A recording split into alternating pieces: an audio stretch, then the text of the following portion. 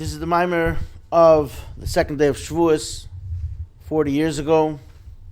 Today we're on the final day of the Tashlumim from Shavuos, days that follow Shavuos that we can make up for at the time of the temple.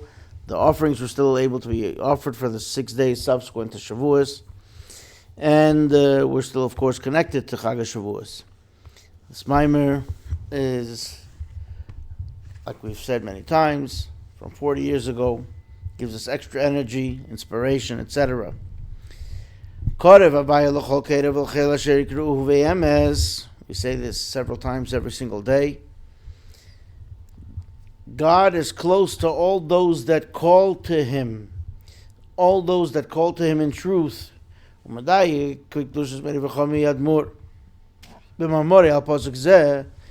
Pashas Nosei Tofresh Peizayin, and the Rebbe's father-in-law, the previous Rebbe, learns when he looks at this verse in a specific fashion.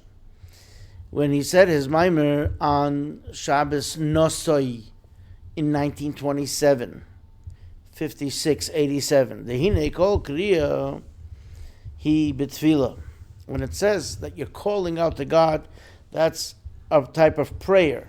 Ukamesha Kosov, Kimi Goy Godel Asher Lo Yelikim Kroivim Elov, Kavaya Lekenu B'chol Koreinu Elov, like it says in Deuteronomy, in Voschana. So who is like this great nation that has a God close to them, like the Lord our God? Whenever we call out to Him, that means that God is close to all those that call out to Him in prayer. So if that's so, why does it double it over and say that God is close to all those that call out to Him, and then it doubles it and says to all who call out to Him in truth? But our sages have taught us that when it says emes, truth, that's a reference to Torah. If that's the case, then when the second part of the verse that says to all those that call out to Him in truth, that's a reference to calling in Torah. Not so much prayer, but Torah. There are two types of calling out. Kriya b'tfilah, calling out in prayer, v'kriya b'Torah, and calling out with Torah study. So we have to understand, why is Torah study called calling out, specifically in this verse? We also have to understand the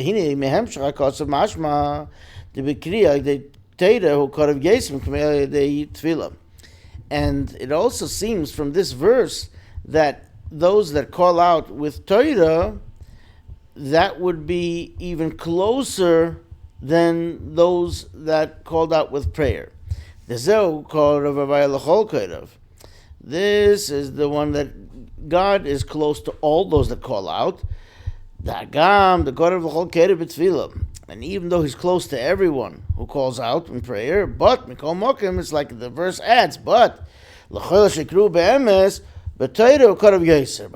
who really call out to Him, then He's like really close. You would think that if somebody's praying to God, that brings them the closest to God. When a person prays, they're totally subservient, they're totally submissive, like a slave or a servant before his master. The whole task and the whole idea of the slave is, and the servant is, that he's totally subservient and submissive to his master. He doesn't have his own existence anymore. His whole existence is the existence of the master. He's totally nullified and subservient to his master.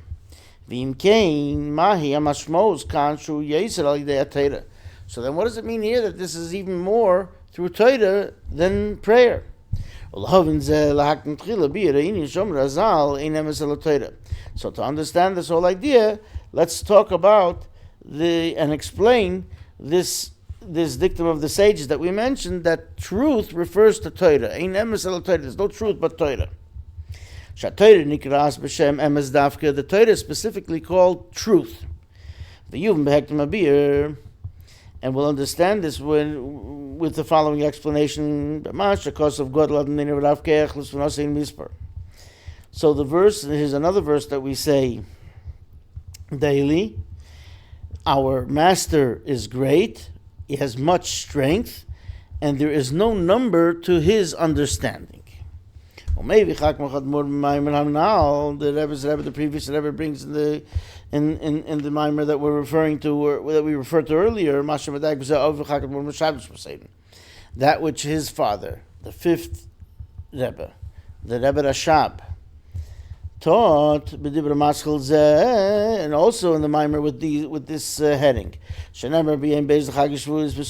Maimer that he said in the meal on the festival of Shavuos. So the Rebbe Rashab asks, and our Rebbe quotes, the Frierdiker Rebbe quotes his father. We have to understand, what does it mean that they're referring to understanding with numbers? You don't count how much somebody understands something with a number. You could say that a number is something which can be divided up into pieces, and then you could say how many there are, but not something as abstract as understanding. Behind the davar gashmi, so a physical thing that has pieces, parts, we can count. We have numbers. Then you want to say there's so many of it. There's no number. It's countless. There's so much of it. That's what we say when it's a great amount or it's a very large number. We just say you can't count this. But understanding and grasping something, which is spiritual, which is abstract, you don't say, you can't count how much does someone understand. So and then we say, and God is so understanding that you can't even count that at all. We can add, this is in any understanding, even if you say how much of a child understands, or how much the uneducated understands. And all the more so, so certainly, with the understanding of the God Almighty, the Holy One, blessed be He, there is certainly no way to gauge that, and especially with numbers. So we really have to understand. It's really tough. Why is it that the verse here says, in reference to the understanding of God, that there's no number? There's no number to anyone's. And here, certainly, God is the wise, all the more wise and understanding, etc., in an infinite way.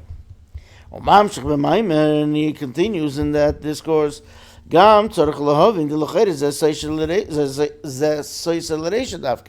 this is seemingly contradictory to the beginning of the verse. The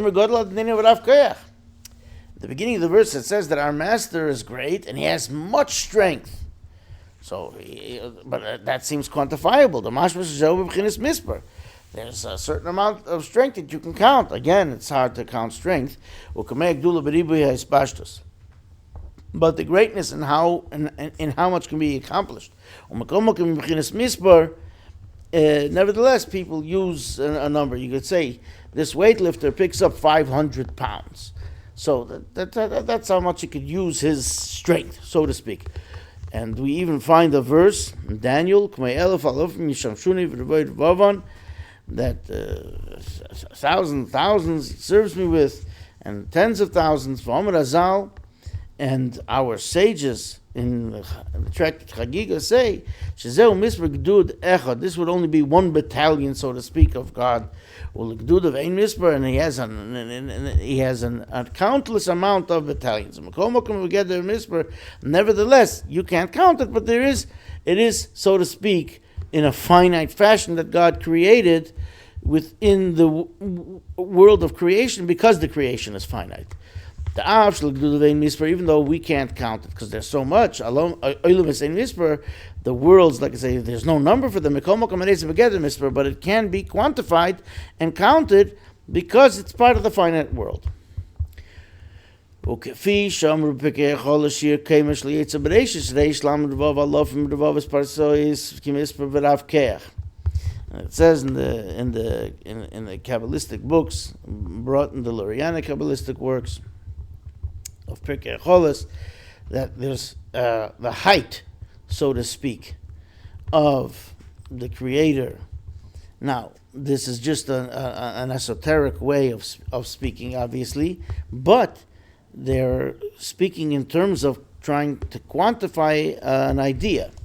So it says the height of the creation of the Genesis is 236,000 times 10,000, and then parsois is a measurement of length, which is, let's say, close to a mile or whatever it may be, and that would be, because this number 236 is like the number of V'Rav Koyach, which is the gematria here of and much strength equals 236, right?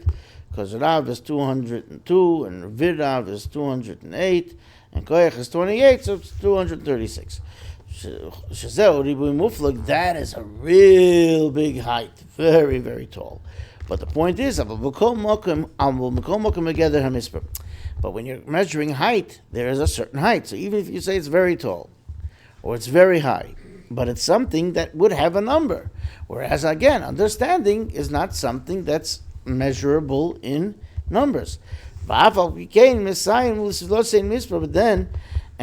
nevertheless, the end of the verse says there is no number, even though the beginning of the verse is also in a more abstract sense of a yoser and a movement. So the Rebbe goes on to say it's really not understood. The mashmos hakosav hu she'oisa hadagish never bagodol goyim v'rav keach reish lamavav alav v'ravavas parsois hinus v'nosei tunish lein misper.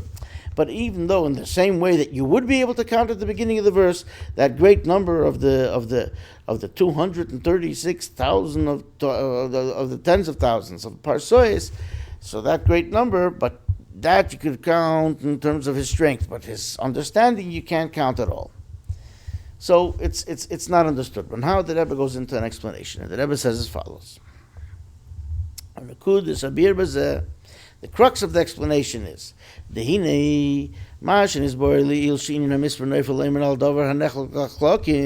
that which we said, that in general the idea of a number is something that can be divided up into parts. That's in everything in the chain of creation. The world is generally divided up into the four worlds of Atzilus, Bria, Yitzir, and Asiya, the highest realm that's closest to God, and then the subsequent three worlds which are already more in creation, although they are very spiritual. And the only one that's physical is the most physical part of the last world, called Asiya, of action.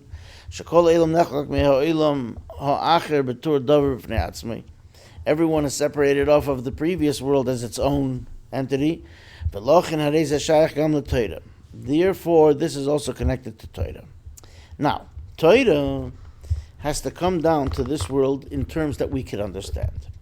But Torah, the way it is in heaven by God, it's ideas that we can't comprehend or relate to on any level, because at that level we can't even understand what is the existence, what it's all about. Here, when we study Torah, and the Rebbe is going to bring some examples, we learn about physical things. That's what the Torah is about. But it's the same Torah, but it's in the way that we can comprehend it and we can relate to it. So the Rebbe says as follows: The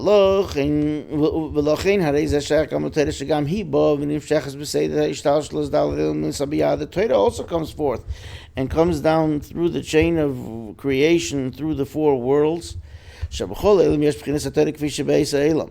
Each and every one of the worlds has the Torah the way it is in that world. And like that, like it says in the writings in the Lurianic Kabbalah and the Arizal's teachings, when he explains that which we thank God for in Grace After Meals, the Torah which you taught us. So why did you say your Torah?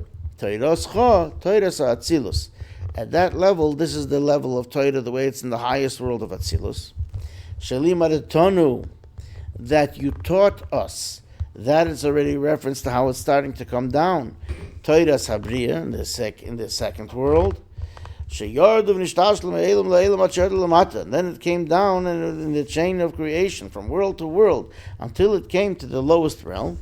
And especially specifically after the giving of the Torah,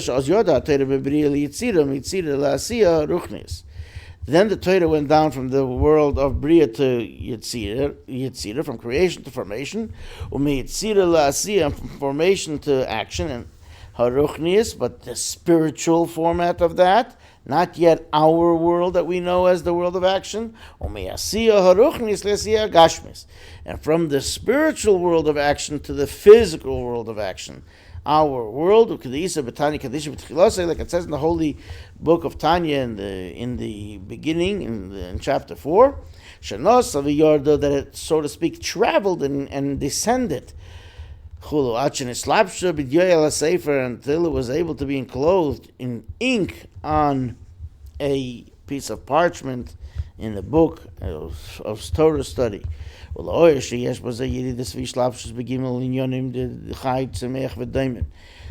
and the Rebbe says here parenthetically that there's the way it descends and it's enclosed in the way that the world is created in various levels of life, in living, in like the animal, the vegetable, and the mineral.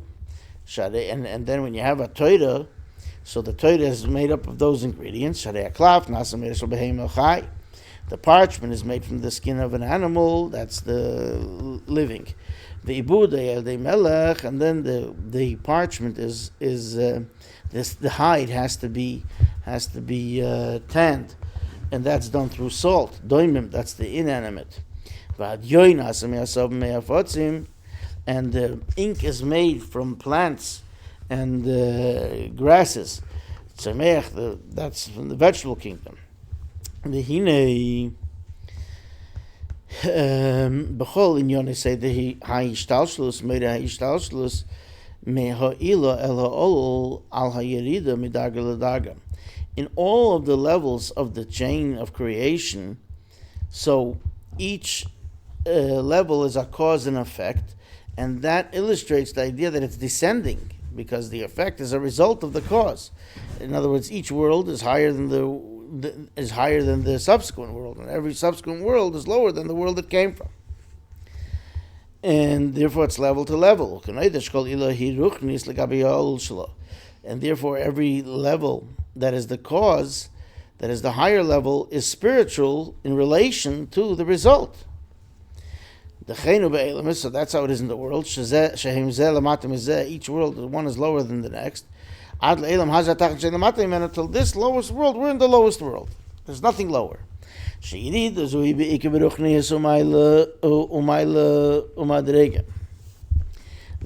is this dissension. This dissension is primarily in spirituality, and from level to level, we're on the lowest level. Omnam. But nevertheless, the way the Torah descends from world to world, from the world, the Torah in the highest realm of the level of Atzilus, to the world of Bria, of creation, the Torah itself doesn't get diminished. It's the same Torah, although we get it in different terms, but the Torah is the same. The Torah isn't less. The Torah, the way the Talmud describes it, as the dear treasure. That is the ultimate of what's so special about the Torah, the advantage of the Torah. That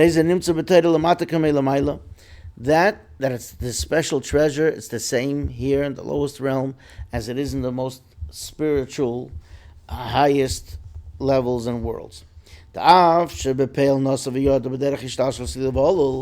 Even though ultimately it did travel and descend the chain of creation, cause and effect, so each higher world into the lower world, nevertheless, but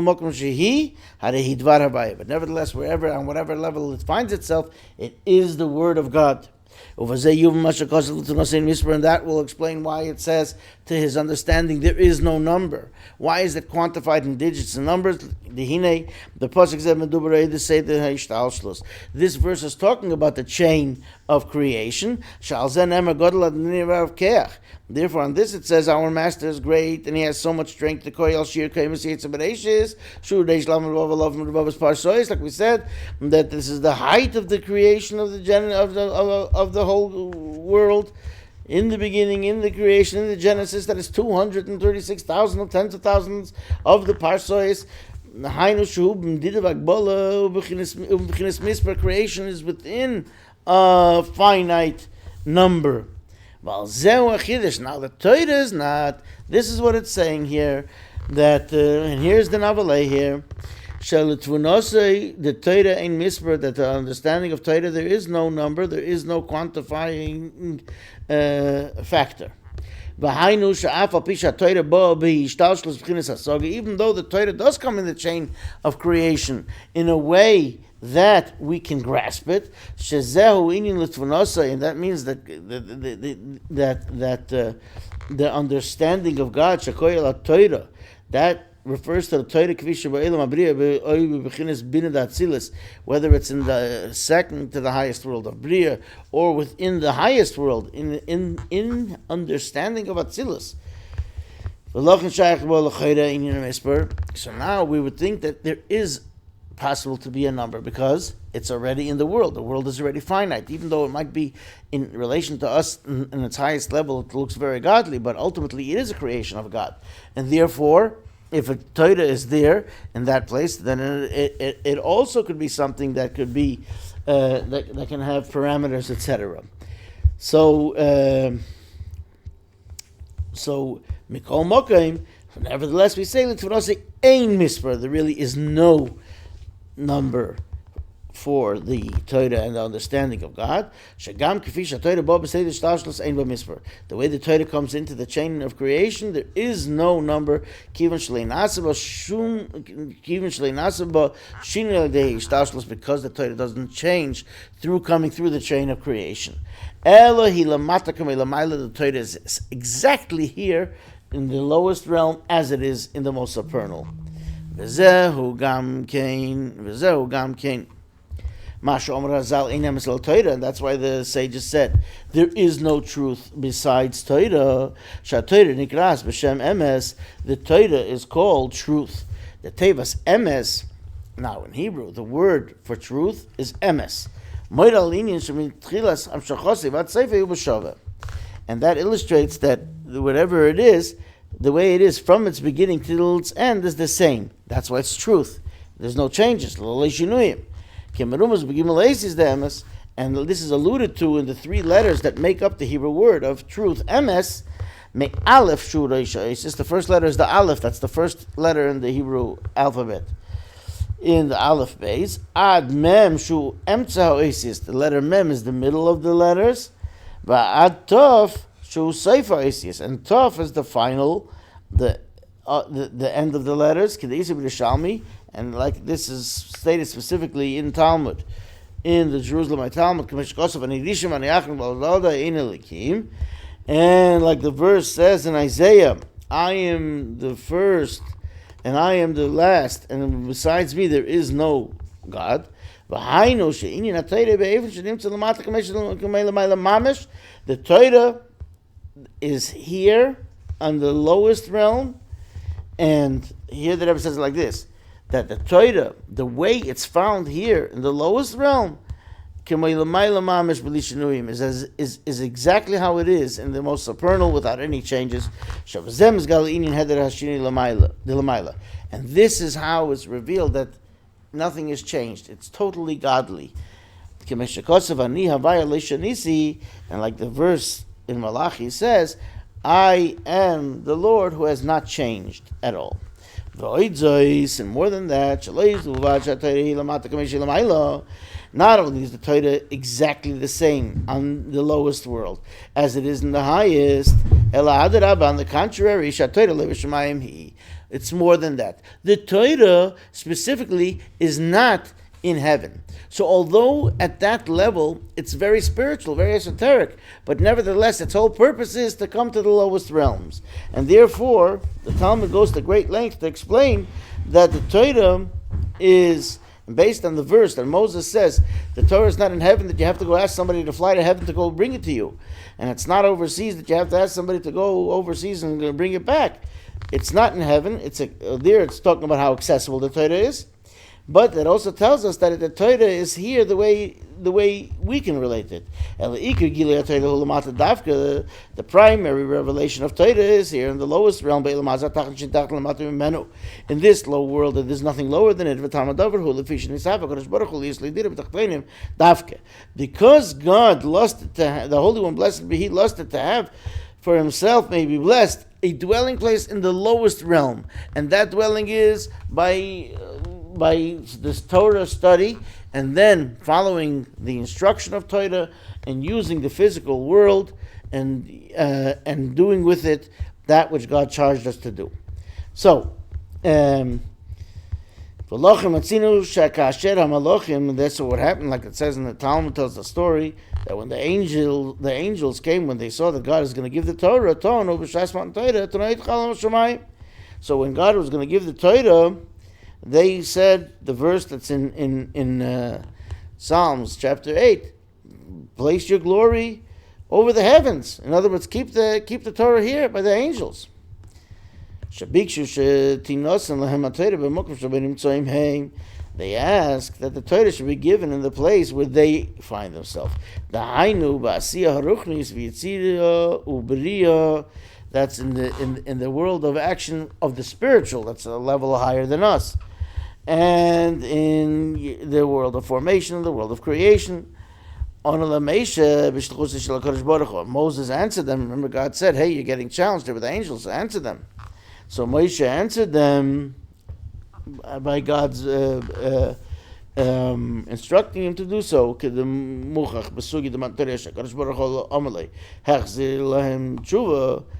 Like in the Talmud tells us the story, God tells him to answer them. So Moshe says to the angels, Moshe says, do you have a father and mother? The Torah says you have to honor your father and mother. Do you have a father and mother? Do you have an evil inclination that you would want to lust and have jealousy and all kinds of things that are improper that we're not supposed to do? Do you have any urge to do any of that? No. So from this we'd understand that the Torah is to be given in the arena of the evil inclination, the Yetzer Hara, the place where there is the urge to do all the evil. That's where the Torah is given. If not so, if that's not the point, then what would Moshe go to answer some other answer? But here he says, no, this is the Torah is made for the place where we're challenged. What did the angels want? They were looking at the Torah the way it is in its abstract way, in its very spiritual way. So therefore they said, hey, leave that here. Ala Shamayim. What did Moshe answer? No, they were talking about the tough stuff. And the tough stuff, it's the same Torah. So Moshe says, you don't know, do you have an evil inclination? That this is even pertinent to you? From this the Rebbe proves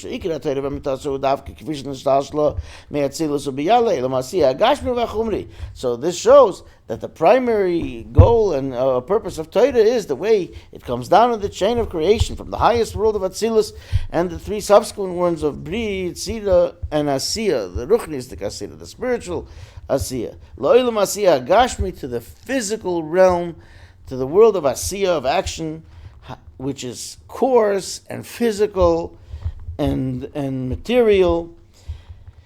Bahar Sinai, and it was given on the mountain of Sinai. Shehu Mochich Mikol Toraya, but Mount Sinai was a mountain, albeit that it's the shortest because it had the humility, but it was nevertheless the mountain of Midbar Sinai, and it was given in a desert, and all the things that the lessons that we learned from this. Midbar Sinai in the Sinai desert, which is not a place that was habitable, just like any desert. It's not a place for people to live. Here in this earth, in the lowest realm, in that there's nothing lower. This is the primary arena of the Torah, the way it is a hidden treasure. And with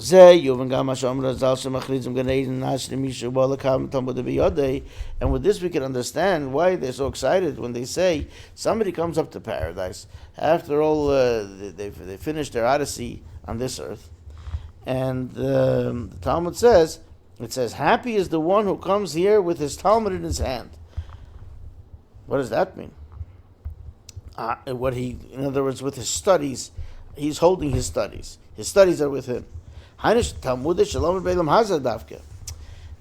The primary occupation in paradise in Gan Eden is Torah study. But Torah study the way it is in understanding of all the spiritual matters. So they say, happy is the one who comes here with the way the Torah is studied in the physical realm. So the Torah which was specifically learned in this world of Behektim, the Rebbe explains to understand this. The primary preoccupation in paradise is Torah study. That's the difference between Torah and the commandments and the precepts. You can only do mitzvahs on this world. But Torah will be studied also in the Garden of Eden, in paradise. That's like the yeshiva of heaven. The yeshiva of the Holy One, blessed be He, as it is referred to in the Holy Zohar. Over there we speak about how they grasp things spiritually. It's not about the coarse things that we talk about in this world. The godly precepts and secrets of Torah and the mysteries and the secrets of the Torah. But here, when we study Torah, it's about physical ideas. The laws as they come into the physical and material parts of the world. And now the Rebbe brings an example. And the Rebbe is going to explain this. Everything that Rebbe explains is interesting. For instance, the Rebbe brings in the tractate about Metzia, we have a situation that they made a commercial trade, and instead of exchanging money, and one person sold their cow to another person, and another person bought a donkey from someone else, these two actually traded. So the one who owned the cow gave it to the one who owned the donkey. The one who gave the donkey gave his donkey to the guy who used to own the cow. And no money changed hands. And this is all explained in the Talmud. Hamavur, Begemara, Verishenim, Achreinim, Asheru, Chavai, Nesis, Bekirban. It's explained also in the commentaries of the Talmud. Those of the earlier times and the more recent times. And each one of these has the Spirit of God within them in the way they study the Torah. We have this whole idea also in spiritual things. Now, what happened with this trade? So, in every commercial transaction there has to be an acquisition. So when somebody gives money, let's say there was no trade, somebody purchases the cow, he already gave him the money. Then the cow went berserk and he damaged something. So we still say that the guy didn't take possession yet of the cow. So therefore, the original owner was still responsible to make sure that the cow doesn't do damage somewhere, right? But if the purchaser already dragged the cow and took possession of it by dragging it, so then he's already responsible for any damages that would do. So there's a way that you have to acquire things, the way an acquisition is made. Now here, there's a problem. They don't have to have the cow and the donkey standing next to each other. So since no money is changing hands, so the Talmud speaks about the acquisition takes place. As soon as one of them takes possession, then automatically the other one owns the other animal that the trade was for, even though it was in an abstract way. And this is what's discussed here at length. Now let's say that animal that he already owns, now it wasn't with him, goes and damages something. He's responsible because he already took possession, and although he might not have even seen it, it might be a few blocks away, it might be somewhere else. But he says, that donkey that I have is yours because I'm taking the cow now. So now the new owner of the donkey is responsible. So now we have all kinds of problems here. He didn't go drag it. He didn't. How could he have become responsible if he didn't even see it yet? It's not in his possession. Who's responsible, etc., etc., etc. So there are all these discussions. This is all Torah. This is all the ideas of Torah. Now the Rebbe goes on to say that all these things also have pertinence in spirituality. And in spirituality, in terms of everything that we study, also has something to do with our own service to our Creator. So the Rebbe says, we have this also in serving God in our spiritual sense. This is even goes then higher than that in the way things are spiritually in the supernal realms. In the attributes of the higher realms. What is the cow? It is from the idea of like what we read in the Haftorah on Shavuos, the first day, that there's the face of the ox which was on the left holding up the throne. That symbolizes the ox, which is King Gore, which is a tough animal. That is the idea of severity and judgment. Now remember, we were talking about, the Rebbe is analyzing now this acquisition, this trade between the cow and the donkey. So the cow is the idea of the ox, which is the severity. Now what is the donkey? The donkey, on the other hand, is his root is kindness. Very interesting here. The Rebbe, and the source is really the Zohar. Now, the Rebbe is going to mention about there's an interesting dichotomy here, that the ox is the kosher animal, and that's the severity. The donkey is not kosher. Nevertheless, the donkey can do a lot of good things. So let's look inside. In serving God, what is symbolized by the donkey? The donkey, that is the idea of kindness and love. The ox is the idea of severity and judgment. Now, in general terms, in Torah, the negative commandments, the things that we're not allowed to do, that's on the left side. That's symbolized by the ox. And the positive commandments is on the right side. The mitzvah says, why does the ox symbolize the negative commandments? Because how do you perform the negative commandments? Because you have to push them away. You have to abstain. You have to negate them. It's pushing. That's the idea of the ox. Who hauls things, pushes, gorsh, like when somebody sees something that's not kosher, you're not allowed to eat it, you have to abstain. Like days of Mekayim a mitzvah, that's how you fulfill the mitzvah. You walk by in the mall, and you see the whatever, and you don't eat it, that takes the strength. Masha'enki mitzvah says, but when it's a positive mitzvah, something you have to go do, you got to get up and do it. That's how the cow and the donkey works over here. Now it happens to here that Rebbe brings this out a little bit.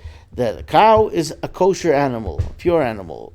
And therefore, when we want to elevate the cow, it's a very close way of elevation. We can partake of it after it's been properly slaughtered and properly kosher. The blood has been removed, and it's not cooked with dairy. So one could partake of the meat of the cow, and with the intention of either honoring Shabbos for the pleasure of Shabbos, or with the intention of doing a mitzvah following with the strength of that is gleaned from eating that cow. Study Torah, do kindness, do other mitzvahs. So that's a very close way of refining that cow. We actually can eat it and ingest it and elevate it.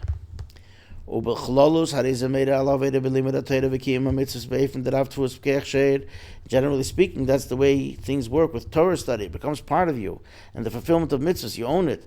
And there are many in the strength of the ox.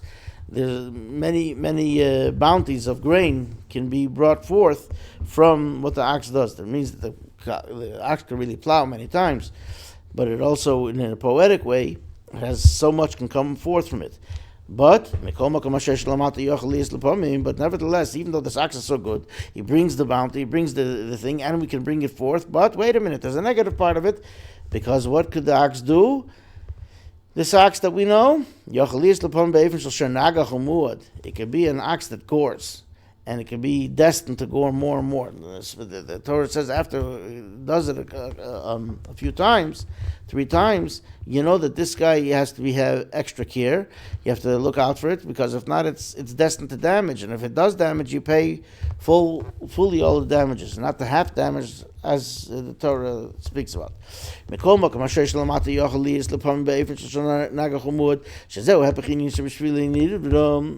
really the opposite. It's really supposed to just be plowing, doing things nicely. And then when the ox is goring, it has to be, that symbolizes things that have to be pushed aside, that are not appropriate, that are not okay. Now let's go back to the donkey. Similarly, also regarding the donkey, the donkey is not kosher; it's forbidden to eat. So you can't have that kind of intimate way to refine it like we could with the cow, because it is still connected to the other side that can't be refined until Mashiach comes. And therefore it cannot be refined in this close, intimate fashion. Let's say somebody did, God forbid, eat something unkosher, and then did a mitzvah afterwards with the strength. Nevertheless, it doesn't get elevated like a kosher product would get elevated, because it is still tied down in the realm of klippa, of the other side of what evil is fashioned from, etc. But nevertheless, it could do something good. So you could elevate it in a different way. And here the Rebbe says, with a way which is more a way that is not so intimate and close, but it's a way of abstinence and pushing away, not by eating. Mikol Mokim, what could you do if you can't? It's not for that type of refinement, but the donkey can be used for permissible things, for permissible tasks. For instance, to transport something for a mitzvah. Like the sages taught, the message of the sages is a person should really devote himself for al divrei Torah, for Torah. Like what? Here comes the example. Like an ox takes the yoke, and like the donkey takes its load to transport. And like the verse says in the blessings of Jacob, to the tribe of Yisachar. Yisachar is a laden donkey, which is already which is already it's already being bogged down and pushed down. It's able to handle the yoke of Torah, like the strong donkey. They load it up with a heavy load. It travels day and night and has no rest in the house. So what does he do? What is the donkey? How does the donkey rest? He rests between the stations, between the cities that he's traveling. He can go down and rest a little bit. That's why the donkey is still is connected to the right side, which symbolizes kindness. It's evil not in this sense of this kindness. It is close because it transports and it can bring anything in the most beautiful way, even though it's not itself ingested. But it can bring things that are, and it can do all types of good things. So now the Rebbe says, now what's the transaction here, the trade? So what's the trade between the cow and the donkey and serving God? When things are wonderful, you also have to work and do your thing. So when everything is going well and everything is hunky-dory and everything is fine and dandy, nevertheless, there's times when you have to trade the service of the cow with the donkey, and then the other way, as it is explained elsewhere. Just to touch upon it, this point, and that is that we see it also in a little bit about what the Rebbe said earlier, that there's the part of the ox that is the idea of negating, and therefore sometimes you have to have the kindness in something which is seemingly has to have more severity, judgment, and sometimes vice versa. So sometimes you have to have extra encouragement to get up and go and do what you're supposed to do, and sometimes that means to negate something that you shouldn't do in order to do what you should do, and sometimes you have to approach something else so that you shouldn't get stuck in something that you should not be doing.